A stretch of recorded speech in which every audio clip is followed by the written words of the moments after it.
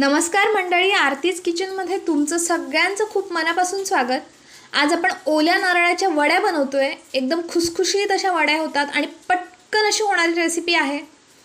हे बघा, इथे मी 2 ओले नारळ कापून घेतलेले आहेत विळीवर। हे थोडं जाडसर वगैरे असतं खोबरं, त्यामुळे आपण हे मिक्सरला लावून घेणार आहोत। ते मी मोजून घेते। इथे 2 वाट्या हे खोबरं घेणार आहे मी। अशा पद्धतीने वाटी भरून घ्यायची। हे बघा, हे 2 वाट्या खोबरं घेते। मिक्सरला खोबरं लावलं ना की ते व्यवस्थित असं बारीक होतं। ते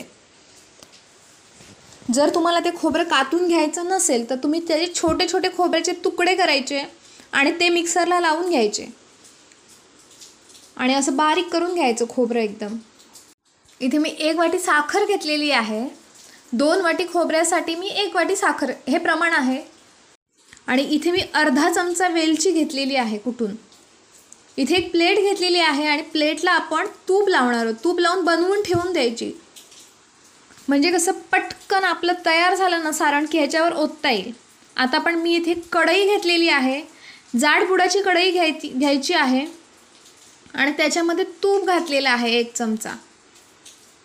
आणि वर हे सगळं जे खोबरं बारीक करून घेतलंय ना मिक्सरमध्ये ते घालून घ्यायचं आणि हे छान असं परतून परतून भाजलं पाहिजे तुपावर खोबरं।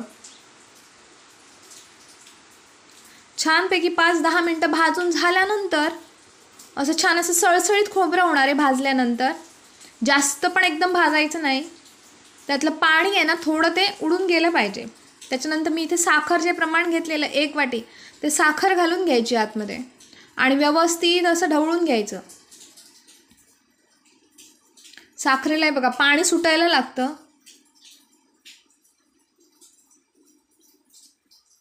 व्यवस्थित असं ढवळून घ्यायचं।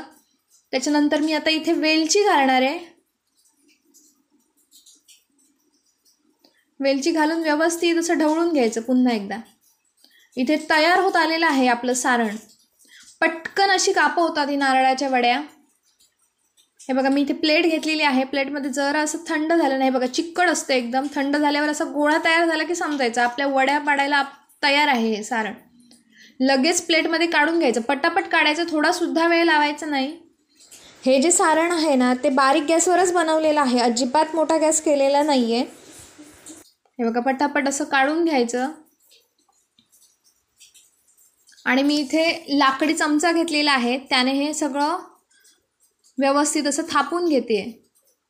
तुम्ही झारा वगैरे घेतलात तरी चालेल किंवा बटर पेपर वगैरे असेल ना तुमच्याकडे तर बटर पेपर वर ठेवून असं थापलत ना हाताने तरी चालू शकतं। चौकोन बनवून घ्यायचं त्याचं एक। ह्या वड्या एकदम खुसखुशीत अशा होतात ह्या प्रमाणामध्ये केलेल्या आणि पटकन बनवून होतात। हे बघा, जरासं गरम असतानाच आपल्याला हे कापून घ्यायचे। पहिल्यांदा मधून 2 भाग करून घ्यायचे वड्यांच्या। बरोबर असं मधून कापलेलं आहे। त्याच्यानंतर इकडे हा जो भाग आहे ना त्याच्या पण मधून कापायचा। अशा पद्धतीने कापून घ्यायच्या, म्हणजे वड्या चौकोनी होणार। हे बघा, अशा प्रकारे मी कापून घेते सगळ्या वड्या।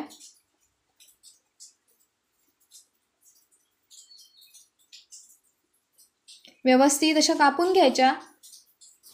तुम्हाला जर हवं असेल तर तुम्ही बटर पेपरवर पण वड्या थापू शकता। ह्या बटर पेपरला थोडंसं तूप लावून घ्यायचं आणि त्याच्यावर सारण सगळं घालून व्यवस्थित अशा थापायच्या वड्या।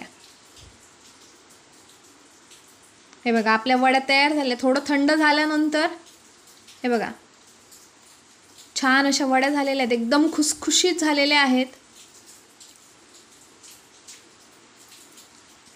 आणि पटापट अशा बनवून तयार होतात या। अशा या वड्या तुम्ही नक्की करून बघा आणि जर तुम्हाला आजची माझी रेसिपी आवडली तर माझ्या व्हिडिओला लाईक आणि शेअर करा आणि माझ्या चॅनेलला सबस्क्राईब करा। हे बघा, आता मी त्याच्यावर पिस्ता थोडा घालणार आहे, म्हणजे दिसायला एकदम छान अशा दिसतात। वर थोड्या थोड्या पिस्ता घालायच्या आणि सर्व करायच्या।